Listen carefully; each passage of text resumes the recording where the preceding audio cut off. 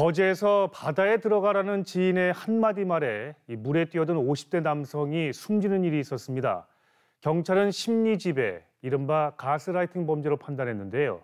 이 같은 범죄가 잇따르고 있지만 수사도 쉽지 않다고 합니다. 이선영 기자의 보도입니다. 지난해 10월 경남 거제의 한 음식점. 한 남성이 자리에서 일어나더니 함께 술을 마시던 남성 옆에 무릎을 꿇습니다.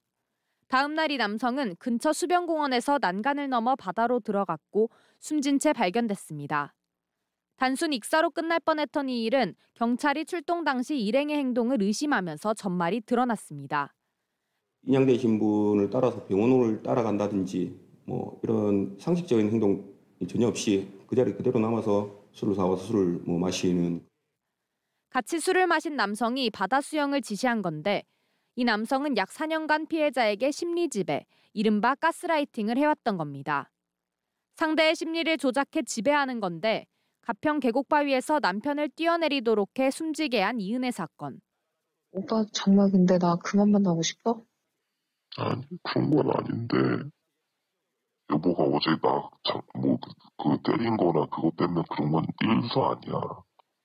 여신도들을 20차례 넘게 성폭행한 JMS 교주 정명석 사건 등이 대표적입니다.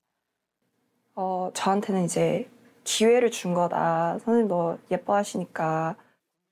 문제는 의심스러운 부분이 있어도 경찰이 피해 상황을 밝혀내기 어렵다는 겁니다. 피해자들이 가스라이팅을 스스로 인지하지 못하거나 메시아니까 그가 하는 건 틀림없는데 틀리면 제가 틀린 거죠 뭐. 그렇게 생각했죠. 수사기관에도 말하지 않는 경우가 많기 때문입니다.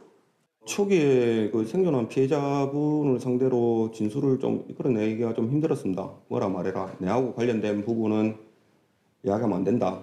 이런 지시를 받아놓으니까. 전문가들은 피해를 막기 위해 주변 도움이 가장 중요하다고 말합니다.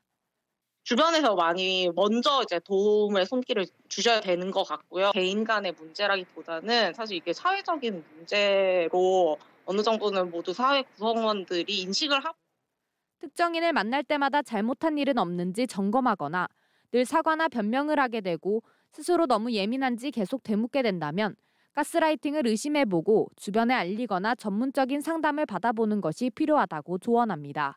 MBC 뉴스 이선영입니다.